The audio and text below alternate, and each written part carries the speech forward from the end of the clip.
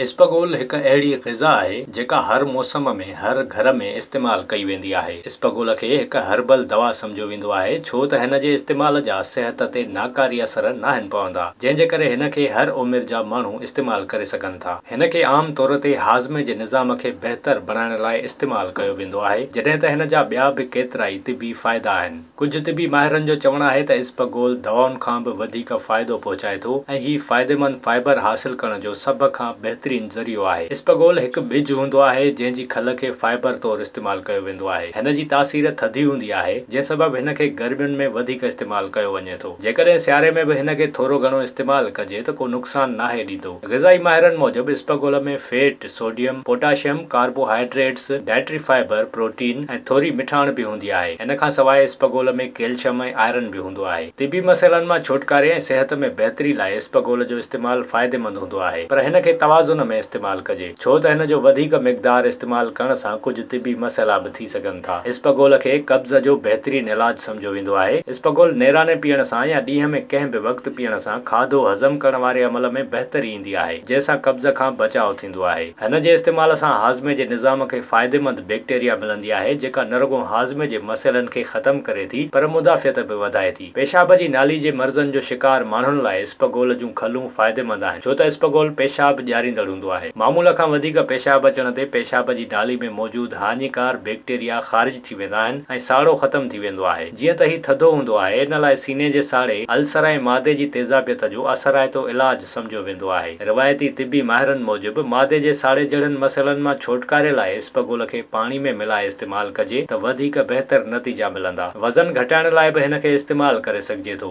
इन लाइ ख़ाली पेट इस्तेमालु कयो वञे, जंहिंसां बुख खे कंट्रोल करे सघिबो ऐं इन सां माण्हू घटि खाईंदो। तिबी तहक़ीक़ मूजिबि इस्बगोल कोलेस्ट्रोल लेवल कंट्रोल करण में मददगार हूंदो आहे, जॾहिं त शुगर जे मरीज़नि लाइ बि फ़ाइदेमंद आहे। इस्बगोल जिस्म में इंसुलिन ऐं शुगर जी लेवल तवाज़ुन में रखंदो आहे। इस्बगोल खे दिलि जी सिहत लाइ बहितर सम्झो वेंदो आहे छो त जिस्म में हानिकार कोलेस्ट्रोल जी सतह खे घटाईंदो आहे ऐं फ़ाइदेमंद कोलेस्ट्रोल जी सतह में बहितरी आणींदो आहे। इस्बगोल खे कुझु औरताणनि मसइलनि जो बि हल सम्झो वेंदो आहे, जॾहिं त कैंसर जे ख़तरनि में घटिताई लाइ बि इस्बगोल खे फ़ाइदेमंद सम्झो वञे थो।